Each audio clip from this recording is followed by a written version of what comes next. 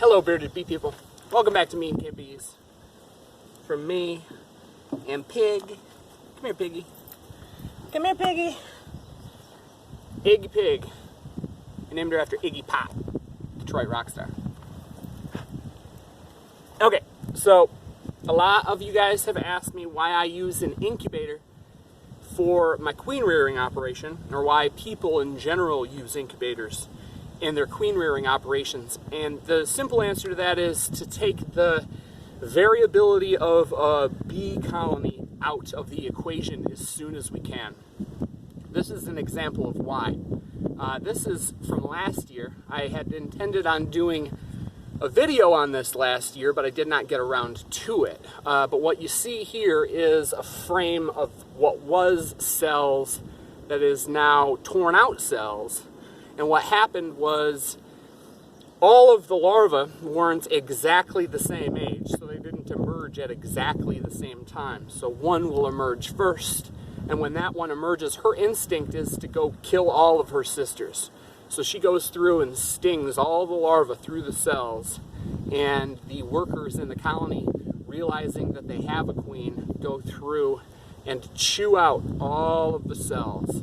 So rather than going to harvest cells on the day that you're supposed to, you open something up and you see this.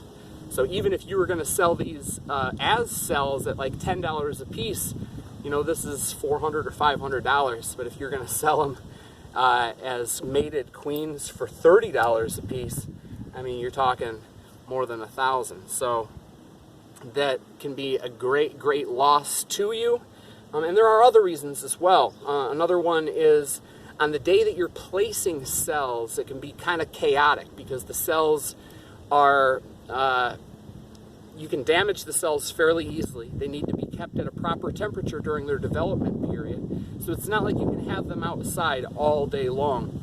So having them inside, away from bees, and being kept at the proper temperature, waiting there for you to come grab them very easily exactly when you need them, that's a great boon to the whole process.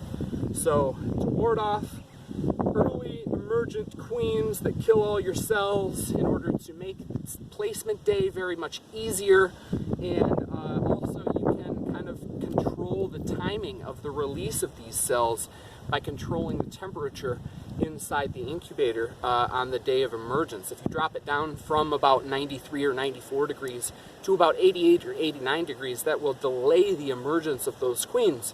So if on the day that you were going to place those cells, it's just cold and nasty and rainy, and we've ran into a lot of that this year, you just drop that incubator temperature down a couple degrees, and that'll give you a few more hours, hopefully, to delay that to the point where it's usable or bee weather that you can place them in.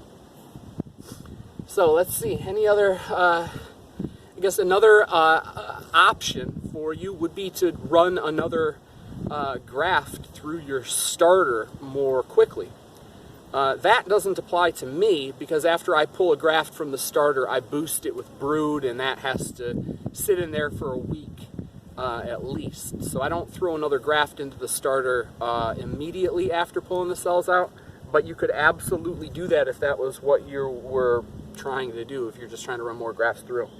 And then also especially if you know, you're running a queenless starter and you just want to get, or queenless builder, and you just want to get as many grafts through there as possible before you have to either disassemble them or give them a queen. So yeah, that's why we use an incubator, those reasons, and I'm sure there are probably a couple more. And the incubator that we do use is cheap as heck, and you can get it on Amazon, and it's called the Hovabator, and it is designed for chicken eggs, but it holds temperature really well.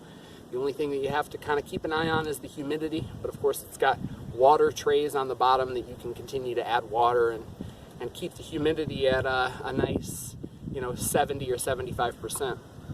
So yeah, that's our incubator story as far as queen rearing goes.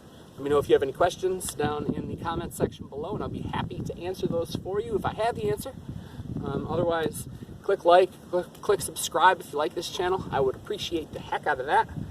But either way, though, thank you very much for watching. Get out there and have some fun with your bees and ward off those early emergent queens. See ya.